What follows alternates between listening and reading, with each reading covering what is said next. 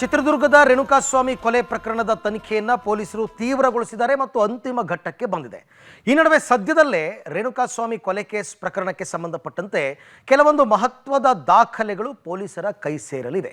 ಹಾಗಾದರೆ ಆ ದಾಖಲೆಗಳು ಏನು ಮತ್ತು ಅದರ ಇಂಪಾರ್ಟೆನ್ಸ್ ಏನು ನೋಡೋಣ ಬನ್ನಿ. ಡಿ ಗ್ಯಾಂಗ್ ನಿಂದ ರೇಣುಕಾ ಕೊಲೆ ಕೇಸ್, ತನಿಖಾಧಿಕಾರಿಗಳ ಕೈ ಸೇರಲಿದೆ ಆ ವರದಿ. ನಟ ದರ್ಶನ್ ಅಂಡ್ ಗ್ಯಾಂಗ್ ನಿಂದ ರೇಣುಕಾಸ್ವಾಮಿ ಕೊಲೆ ಪ್ರಕರಣದ ತನಿಖೆ ನಡೆಸ್ತಾ ಇರುವಂತಹ ಅಧಿಕಾರಿಗಳಿಗೆ ಈ ವಾರ ಹಲವು ರಿಪೋರ್ಟ್ಗಳು ಕೈ ಸೇರಲಿವೆ. ತನಿಖೆಯ ವೇಳೆ ಹಲವು ಸ್ಯಾಂಪಲ್ ಪಡೆದಿದ್ದ ಪೊಲೀಸರು ಎಲ್ಲವನ್ನ ಬೆಂಗಳೂರು, ಹೈದರಾಬಾದ್ನ FSLಗೆ ಕಳುಹಿಸಿದ್ರು.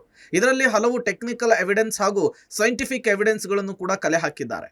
ಎಲ್ಲವನ್ನು ಕಲೆ ಹಾಕಿ FSLಗೆ ರವಾನೆ ಮಾಡಿದ್ದಾರೆ. ಈ ರಿಪೋರ್ಟ್ಗಳು ತನಿಖೆಗೆ ಮತ್ತಷ್ಟು ತಿರುವು ಪಡೆಯುವಂತಹ ಸಾಧ್ಯತೆ ಇದೆ. ಅಷ್ಟಕ್ಕೂ ಪೊಲೀಸರ ನಿರೀಕ್ಷೆಯಲ್ಲಿರುವಂತಹ ಆ ರಿಪೋರ್ಟ್ಗಳು ಯಾವುವು ಅನ್ನೋದನ್ನ ನೋಡೋದಾದ್ರೆ, ಶೆಡ್ ನಲ್ಲಿ 2 ಮಾದರಿಯ ಸಾಕ್ಷ್ಯಗಳ ವರದಿ. ಶೆಡ್ ನಲ್ಲಿರುವ ಸೆಕ್ಯೂರಿಟಿ ರೂಮ್ ನ CCTV ದೃಶ್ಯ, ದರ್ಶನ್ ಟೀಮ್ ಶೆಡ್ಗೆ ಎಂಟ್ರಿ ಕೊಟ್ಟ ಡೀಟೇಲ್ಸ್, ರೂಮ್ನ ಹೊರಭಾಗದ CCTV ದೃಶ್ಯಗಳ ವರದಿ, ರೇಣುಕಾಸ್ವಾಮಿ ಮೇಲೆ ಹಲ್ಲೆ ಮಾಡಿದ ವಿಜುವಲ್ಸ್, ಶೆಡ್ನಿಂದ ಹೊರಬಂದ ನಂತರದ CCTVಯ ದೃಶ್ಯ, CCTV ಫುಟೇಜ್ ಡಿಲೀಟ್ ಹಿನ್ನೆಲೆಯಲ್ಲಿ ರಿಟ್ರೀವ್ಗೆ ಕಳುಹಿಸಿದ ಪೊಲೀಸರು. ಈ ವರದಿಗಳು ತನಿಖಾಧಿಕಾರಿಗ ಕೈ ಸೇರುವ ಸಾಧ್ಯತೆ ಇದೆ. ಇದರ ಜೊತೆಗೆ ಫಿಂಗರ್ ಪ್ರಿಂಟ್ ನತ್ತ ಇನ್ವೆಸ್ಟಿಗೇಷನ್ ಟೀಮ್ ಚಿತ್ತ ನೆಟ್ಟಿದೆ. ಅದರ ಡೀಟೇಲ್ಸ್ ಕೂಡ ಇದೆ, ಬನ್ನಿ ನೋಡ್ತಾ ಹೋಗೋಣ. ಘಟನಾ ಸ್ಥಳದಲ್ಲಿನ ಕಂಪ್ಲೀಟ್ ಸ್ಯಾಂಪಲ್ಗಳು, ಸೋಕೋ ಟೀಮ್ನಿಂದ ಪಡೆದಿದ್ದ ಸ್ಯಾಂಪಲ್, ಆರೋಪಿಗಳ ಬೆರಳಚ್ಚು ವರದಿ ಸಿಗುವ ಸಾಧ್ಯತೆ, ರಕ್ತದ ಮಾದರಿ, ಘಟನಾ ಸ್ಥಳದಲ್ಲಿನ ಮಣ್ಣಿನ ಸ್ಯಾಂಪಲ್ ವರದಿಗೆ ತನಿಖಾಧಿಕಾರಿಗಳು ಕಾಯ್ತಾ ಇದ್ದಾರೆ. ಇತ್ತ ರೇಣುಕಾಸ್ವಾಮಿಯ ಮೃತದೇಹವನ್ನು ಸಾಗಿಸಿದ ಸ್ಕಾರ್ಪಿಯೋ ವಾಹನ ಕೂಡ ಈ ಕೊಲೆ ಕೇಸ್ನಲ್ಲಿ ಮಹತ್ವವನ್ನು ಪಡೆದುಕೊಂಡಿದೆ.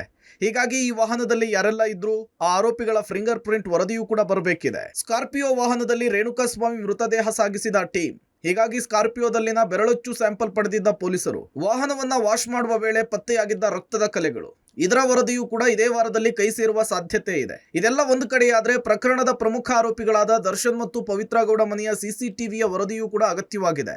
ಅದಕ್ಕೂ ಕೂಡ ತನಿಖಾಧಿಕಾರಿಗಳ ತಂಡ ವೇಟ್ ಮಾಡ್ತಿದೆ. ಕೊಲೆ ನಡೆದ ದಿನದ ಮೊದಲು ಹಾಗೂ ನಂತರದ ಫುಟೇಜ್, ಆರೋಪಿಗಳ ಚಲನವಲನದ ವಿಚಾರವಾಗಿ CCTVಯನ್ನು ಪಡೆದಿದ್ರು ಪೊಲೀಸರು.